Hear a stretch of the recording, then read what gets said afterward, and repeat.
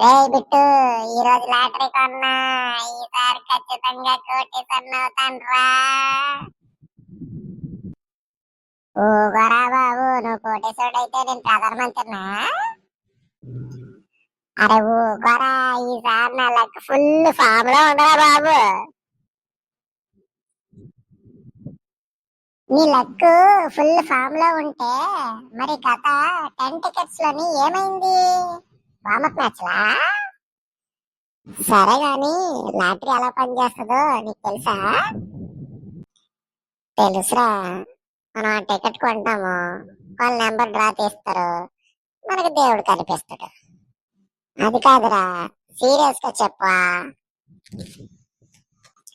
సరే చెప్పు, నేను నవ్వకుండా వింటా. చాలా మంది టికెట్లు కొంటారు, అందులో కొంతమంది మాత్రమే విన్ అవుతారు. అంటే 1000 మందిలో ఒక్కడే విన్ అవుతాడు, మిగతా వాళ్ళందరూ better luck next time club లో మెంబర్స్ అవుతారు కదా. నెలకి 500 రూపీస్ టికెట్ కొంటే సంవత్సరానికి 6000 అవుద్ది. అదే సేవ్ చేస్తే ఒక మంచి ట్రిప్ కి వెళ్ళొచ్చు కదరా. నేను కూడా ట్రిప్ ప్లాన్ చేస్తున్నా.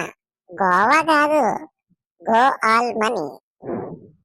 మొదట ఫస్ట్ టికెట్, తర్వాత సెకండ్, తర్వాత ఇంకా ఇంకా అలా పోతా ఉంటే లైఫ్ లాంగ్ సబ్స్క్రిప్షన్ అయిపోతావు మరి. అంటే ఇది పబ్జి గేమ్ లాగా ఎడిక్షనా? ఇది నీ హెల్త్ ని పాడు చేయడమే కాదురా, నీ వాలెట్ ప్లస్ ఫ్యూచర్ రెండింటిని పాడు చేస్తుంది. లాటరీలో డబ్బు పోతే ఇంట్లో ట్రస్ట్ కూడా పోతుందిరా. డబ్బు తిరిగి వస్తుంది కానీ నమ్మకం రావడం కష్టం కదా.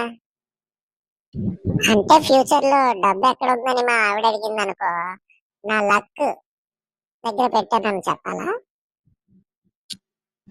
అప్పుడు డిన్నర్ కూడా లక్ ఉంటే దొరుకుతుంది.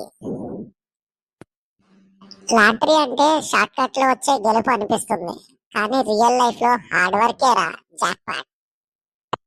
అంటే నా ప్లాన్ నో మెహనత్, ఓన్లీ లాటరీ ఫెయిల్ అవుతుందా? 100% ఫెయిల్ అవుతుంది. మనీ బ్యాక్ గ్యారంటీ కూడా లేదు.